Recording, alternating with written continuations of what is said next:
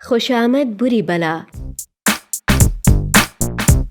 एक हरे भरे जंगल में बहुत से जानवर रहते थे। जंगल का शेर बूढ़ा और अक्लमंद था, जिसकी वजह से सभी जानवर पुरसकून जिंदगी बसर करते थे। जानवरों की आपस में अलग सलग और दोस्ती भी थी। जब फारग होते खूब गपशप होती। लोमड़ी और भेड़िया बचपन से दोस्त थे। जब मुलाकात होती खूब बातें होती। एक दिन सरे राह उनकी मुलाकात हुई तो भेड़िए ने कहा, बी लोमड़ी, अब जंगल का शिकार कम हो रहा है। हजरत इंसान ने शिकार कर करके हम जानवरों पर बड़ा जुल्म किया है। अब मुझे देखो, भूखा हूँ, भेड़ नाम की कोई चीज नजर नहीं आ रही। अब तो जंगल के इर्द गिर्द भी भेड़ियाँ कम हो गई हैं। खाने को तरस गया हूँ, कहीं भी शिकार नहीं मिलता। क्या मतलब शिकार नहीं मिलता? अगर अकल हो तो शिकार बहुत है। लोमड़ी ने जवाब दिया, बी लोमड़ी, अब जानवर बहुत होशियार हो गए हैं। इतना डरते हैं कि इंसान को देखकर ही छुप फिरते हैं। हमें देखकर इधर उधर हो जाते हैं। अब तो टीवी केबल ने इतना होशियार कर दिया है कि फौरन ही मिस कॉल करके होशियार कर देते हैं। अब तो ट्विटर और वाईफाई और फेसबुक भी जानवरों की दस्तरस में है। अच्छा, आओ ट्राई करते हैं। लोमड़ी ने भेड़िए को साथ लिया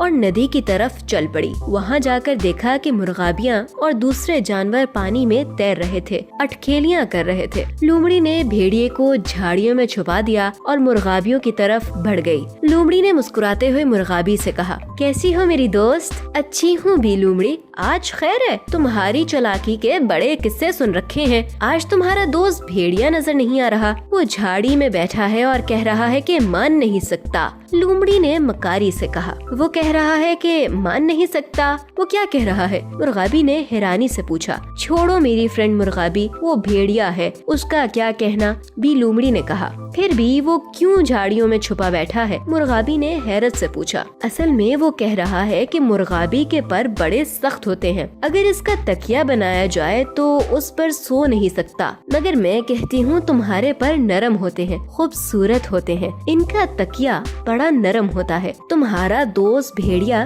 गलत कहता है, मेरे पर वाकई नरमो नाजुक होते हैं। मुर्गाबी ने गर्दन पानी में डाल कर निकाली। हाँ, यही बात मैंने भेड़िए से कही थी, मगर वो मानता नहीं। कहता है मुर्गाबी के पर इतने नरम नहीं जितना के समझ लिया गया है। ये कहकर लोमड़ी वापसी को मुड़ी। उसे बताओ कि मेरे पर सबसे नरम होते हैं। मुर्गाबी ने ऊंची आवाज से कहा और पानी में गोता लगाया और 2-4 गज दूर जाने के लिए अपने परों को झाड़ा।